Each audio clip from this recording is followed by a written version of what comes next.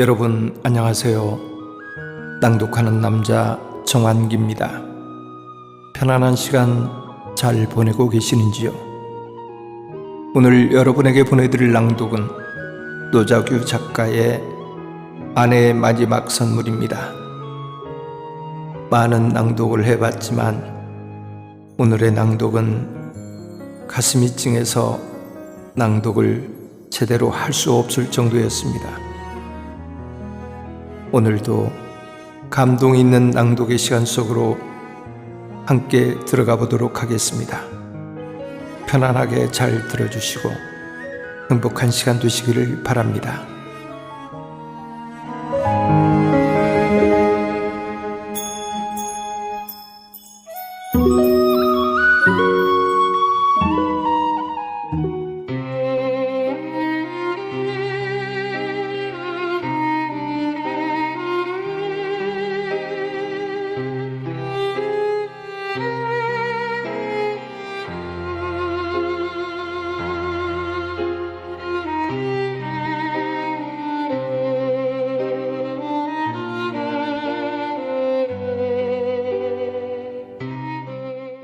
아내의 마지막 선물.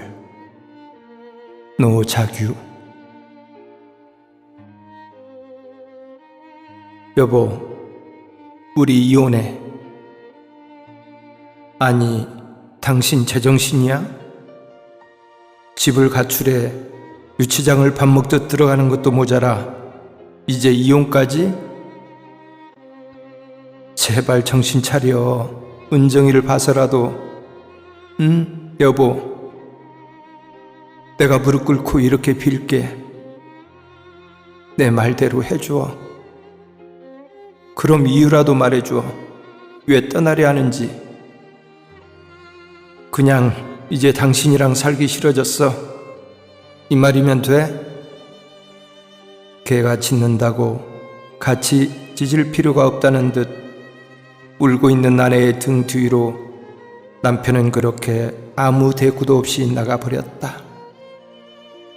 겉모습은 철따라 변해도 속마음은 변하지 않을 사람이란 믿음을 주던 남편이 이혼에 주된 이유가 결혼이었다는 말 앞에선 더 주고받을 말거리는 없었기에 결국 부부 사이의 일은 포기하거나 헤어지는 것밖엔 답이 없다고 결론을 내린 아내는 애초에 타인인 걸 느끼며 지는 석양처럼 이혼을 했다.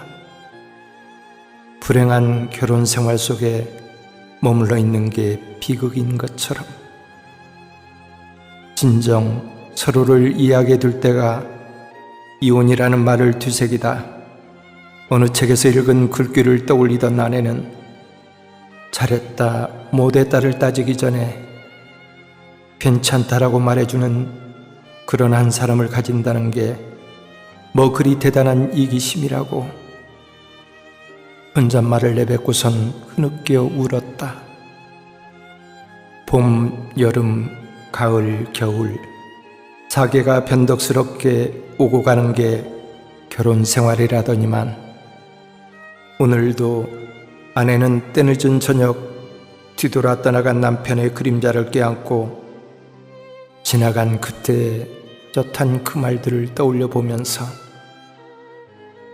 한때는 남부러울 것 없는 살림에 세상을 다 가진 듯 행복했던 시절도 있었지만 남편의 사업이 기울고 빚에 찌던 생활이 이어지던 어느 날부터 남편은 집에 들어오지 않는 날이 많아져 갔고 노숙자처럼 떠돌다 경찰서에서 연고자를 찾아 연락이 닿을 때만 얼굴을 볼 수 있었지만 없는 길도 걷다 보면 길이 든다고 그런 남편을 내 속에서 이해하려 더 많은 생각 속에 자신을 묻어야만 했던 아내 앞으로 요란스럽게 울려대는 전화 벨소리.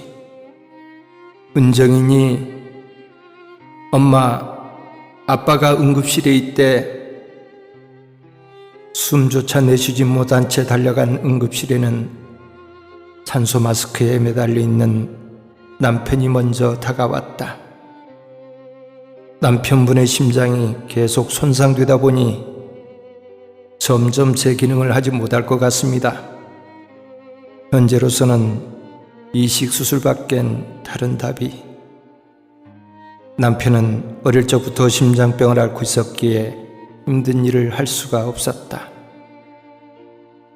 병원마다 의사는 심장 이식을 받아야 한다고 같은 의견을 내어놓았지만 머리맡에 밀려놓은 숙제처럼 바라만 보는 시간이 쌓여가던 시간을 건너 결국 다가온 현실 앞에서 병실복도 간이 의자처럼 덩그러니 내팽개쳐 있던 아내는 의식을 차린 남편을 보며 개미발에 묶인 바위돌처럼 무거워 보이는 입을 열어 보였다.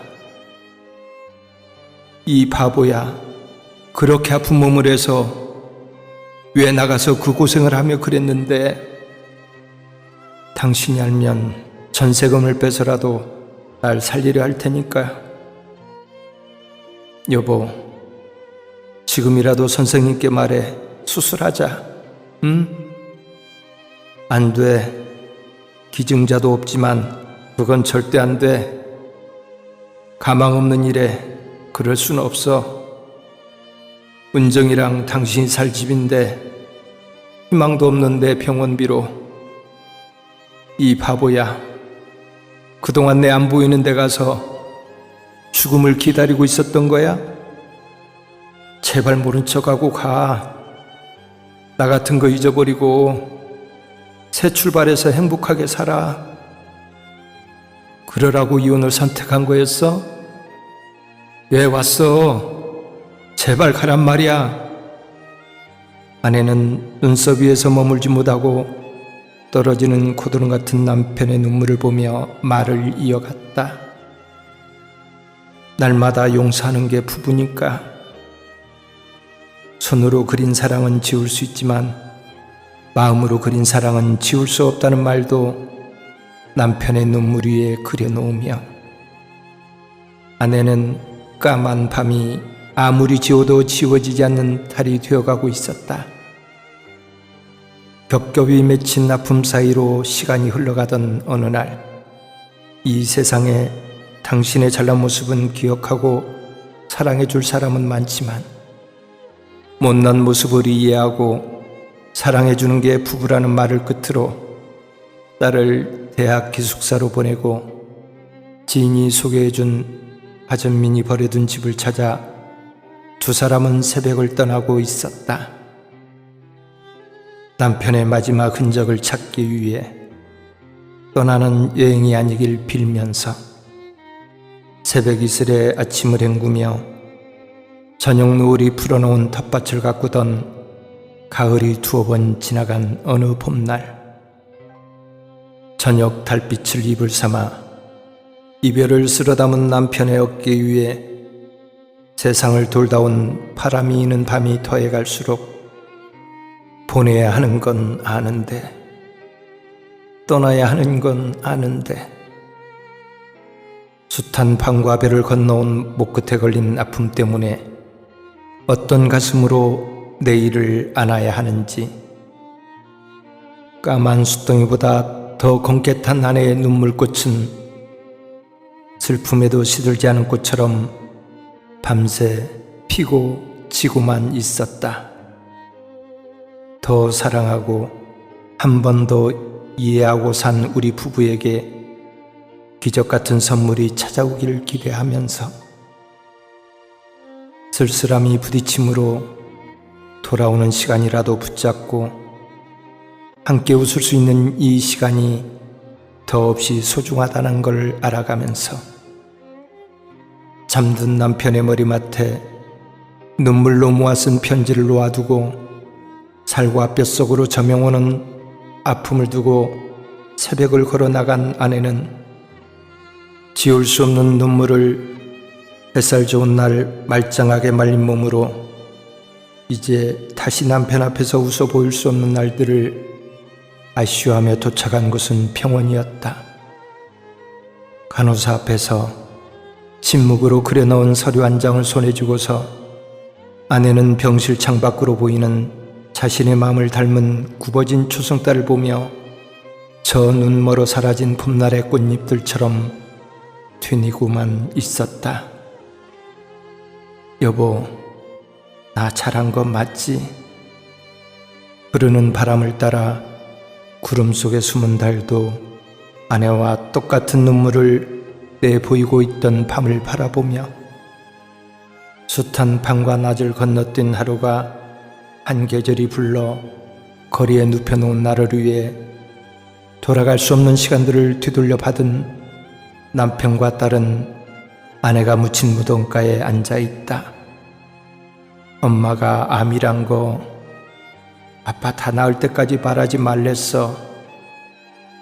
심장은 꼭 남편에게 이식해달라는 아내 말을 떠올리며 남편은 흐느끼고 있었다. 받아서 채워지는 가슴보다 주어서 행복해지는 가슴이 뒤고파했던 아내를 떠올리며 당신의 심장이 내 가슴에서 뛰고 있는 한 우린 헤어지지 않는 거지. 그치, 여보? 아내의 사랑은 바람과 같아서 볼 수는 없지만 느낄 수는 있기에 이 하늘 아래 당신의 심장이 내 가슴에서 뛰고 있는 한 살렵니다. 살아가 보렵니다. 함께 보낸 시간에 대한 감사와 함께한 기억은 행복이었다고 말할 수 있었던 건 사랑은 채워주는 거니까.